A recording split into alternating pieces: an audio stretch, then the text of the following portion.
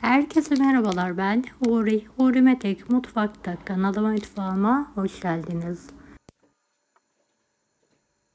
Sizler için muhteşem bir reçel tarifi hazırlıyorum. Evde armutunuz varsa mutlaka deneyin.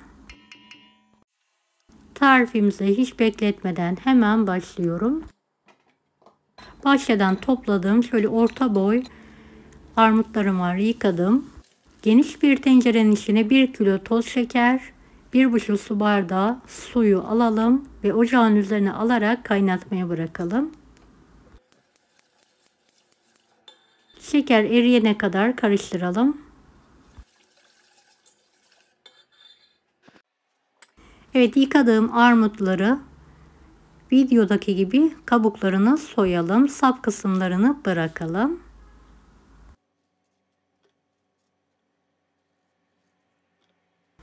Bu reçeli yaparken özellikle küçük boy armutlardan yapmanızı tavsiye ederim. Benim fazla küçük olmadığı için orta boylarla yapıyorum.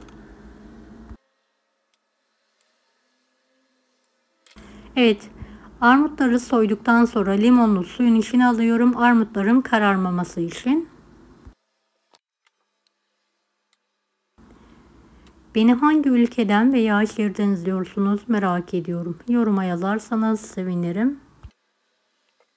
Eğer delikler varsa kurtludur. Orta kısımlarını çıkartalım.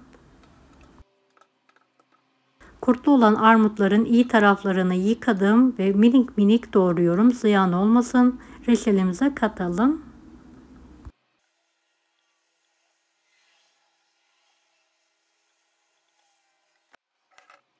Evet, tüm armutları da şatar yardımıyla şöyle delikler açalım.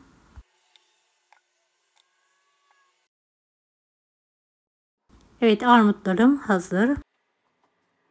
Şerbetim kıvam aldıktan sonra yarım tatlı kaşığı zerdeçal ekliyorum suyuna ve karıştırıyorum. 1 çay kaşığı da limon tuzu ekleyelim. Şerbetimiz kıvam alınca hazırladığımız armutları hemen şerbetin içine hızlıca atalım.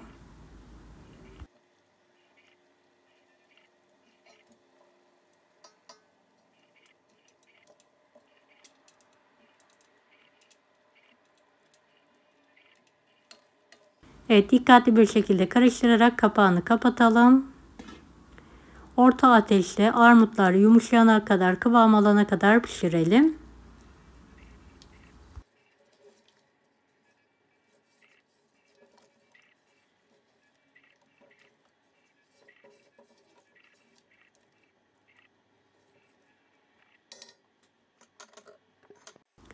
Evet, ara sıra kontrol edelim. Armutları şöyle karıştırarak ters düz yapalım. Güzel bir aroma vermesi için 1 tane kabuk tarçın, 5-6 tane de karanfil atıyorum ve pişirme işlemine devam ediyorum. Evet, karanfilin ve tarçının renginden dolayı reçelimiz gördüğünüz gibi turuncu renk oldu. Kabuk tarçını ve karanfilleri içinden toplayarak alıyorum. Ve ocağımı da kısık olarak ayarlıyorum. Kıvam alana kadar pişirmeye devam ediyorum.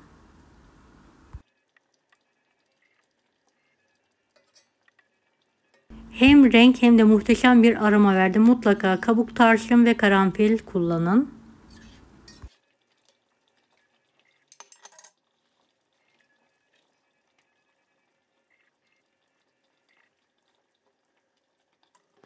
Evet, artık reçelim kıvam aldı gördüğünüz gibi. Hemen kavanozlarıma dolduruyorum sıcak sıcak.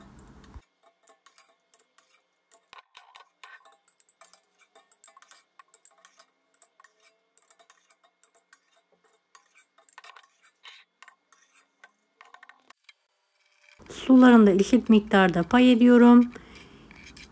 2 geri 1 ileri tekniğiyle de kapakları kapatarak ters çeviriyorum.